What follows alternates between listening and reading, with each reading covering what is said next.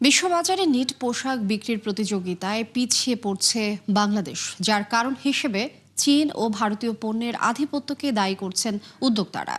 আর রপ্তানি কমে যাওয়ায় বস্ত্রকলগুলোতে অবিকৃত অবস্থায় পড়ে আছে বিপুল পরিমাণ সুতা। বিশ্লেষকরা বলছেন চাপ সামাল দিতে দরকার সমন্বিত উদ্যোগ।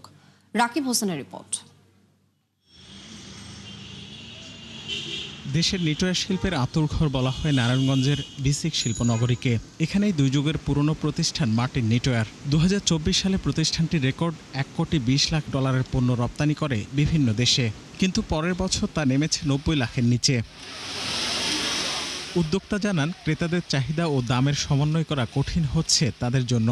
তাই প্রতিযোগিতায় টিকে থাকতে বাধ্য হয়ে কম দামে ভারতীয় সুতা কিনতে হচ্ছে তাকে। আমরা কিছু এখন আনা শুরু করছি, কারণ একবারই পারতেছিলাম না, তো ওই জন্য আমাদের দেশের সুতার প্রাইস হলো না, যেটা এখানে $2.70-80, যেটা ইন্ডিয়াতে $2.60 পাওয়া যায়, 20 সেন্ট সেভ। ইপিবির তথ্য মতে গেল 6 মাসে নিট পোশাকের রপ্তানি $1,048 কোটি, যা এর আগের বছরের একই সময়ের তুলনায় $35 কোটি বা 3.25% কম। এর মধ্যে কেবল ডিসেম্বরেই $26 কোটি রপ্তানি হারিয়েছে এই খাত। রপ্তানি কমার হার সবচেয়ে বেশি ইউরোপ ও এশিয়ার দেশগুলোতে।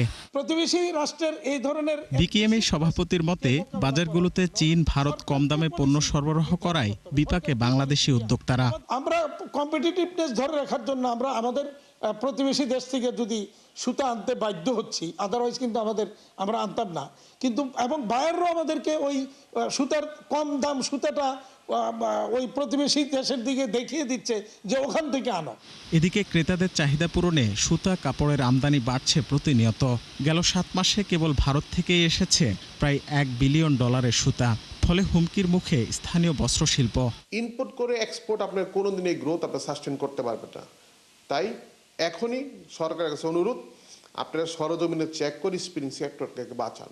বিশেষজ্ঞদের মতে বৈশ্বিক প্রতিযোগী এবং ক্রেতার এই চাপ সামাল দিতে উদ্যোক্তা ও সরকারকে একযোগে কাজ করতে হবে। নিটওয়্যারের উপরেও আমাদের জোর দিতে হবে, কারণ এইটাতে তো আমাদের অলরেডি আমরা প্রুফ করছি বৈশ্বিক বাজারে আমার শক্তিশালী অবস্থা। আর মধ্যমেয়াদে অবশ্যই আমাদেরকে আস্তে আস্তে এই তুলা নির্ভর যে আমাদের তৈরি পোশাক, এটা থেকে ম্যানমেড ফাইবারে আমাদের যেতে হবে, কিন্তু ওইটায় অনেক পুঁজি দরকার হয়, এটা পুঁজি ঘন অনেক। বর্তমানে মোট রপ্তানির 44%ই আসে নিটওয়্যার থেকে। চলতি অর্থবছরে এই খাত থেকে $2,370 কোটি আয়ের লক্ষ্য সরকারের। রাকিব হোসেন, 71, ঢাকা।